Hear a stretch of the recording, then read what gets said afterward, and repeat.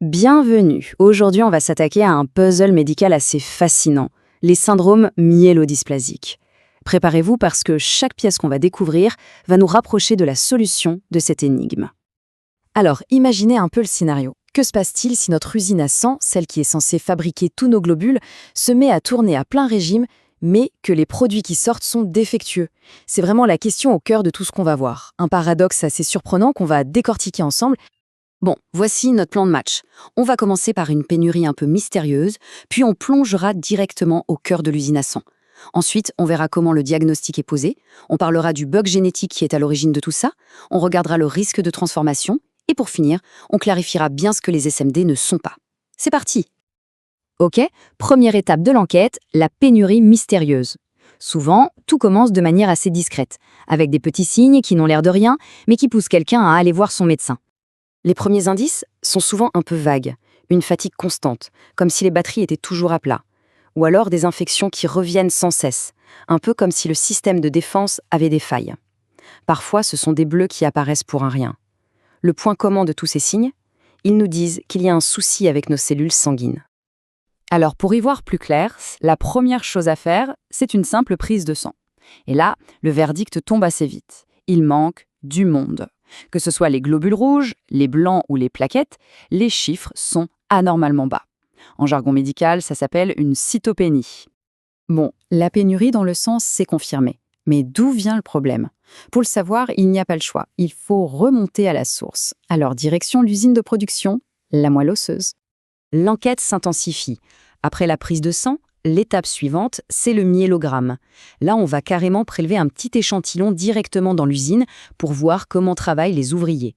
Et enfin, la biopsie va nous donner une vue d'ensemble, un peu comme le plan d'architecte de l'usine, pour vérifier que toute la structure est normale. C'est maintenant que les pièces du puzzle commencent vraiment à s'assembler. Les résultats de ces examens vont nous révéler un paradoxe assez incroyable et enfin nous permettre de mettre un nom sur le coupable. Et là, c'est la surprise totale. On aurait pu s'attendre à trouver une usine vide ou au ralenti, non?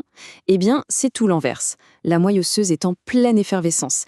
Elle déborde littéralement de cellules.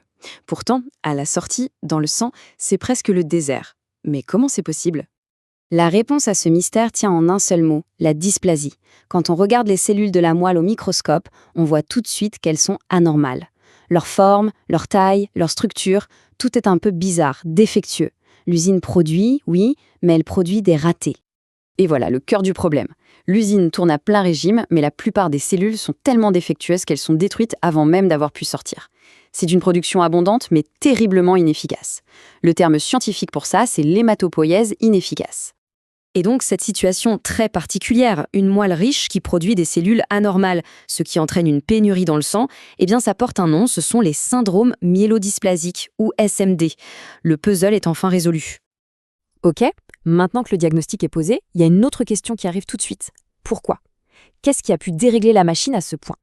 En fait, la cause, c'est un bug dans le programme, dans le code source.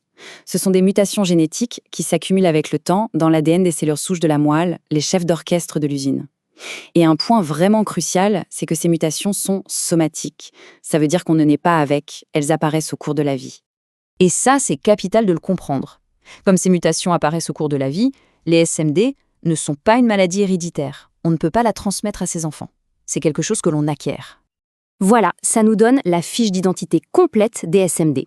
Tout part de mutations acquises qui créent des anomalies dans les cellules, ce qui mène à une production inefficace et donc à un manque de cellules dans le sang. Et on le répète, ce n'est pas héréditaire. Le lot diagnostic est posé, on a compris le mécanisme. Mais maintenant, la question qui se pose, c'est « et après ?» Quel est le véritable risque, le principal enjeu derrière cette maladie? Le risque numéro 1, la complication la plus redoutée, c'est la transformation. C'est le risque que le SMD évolue, qu'il se transforme en une forme beaucoup plus agressive de cancer du sang, la leucémie aiguë myéloïde. Mais attention, il faut bien comprendre que chaque situation est unique. Le risque n'est pas du tout le même pour tout le monde.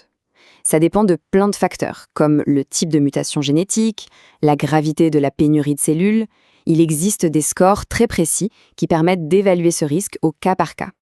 Avant de conclure, faisons une dernière mise au point.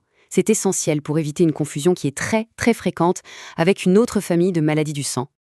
Voilà la différence fondamentale à retenir. D'un côté, On a les SMD, notre usine qui produit mal et qui crée un manque de cellules.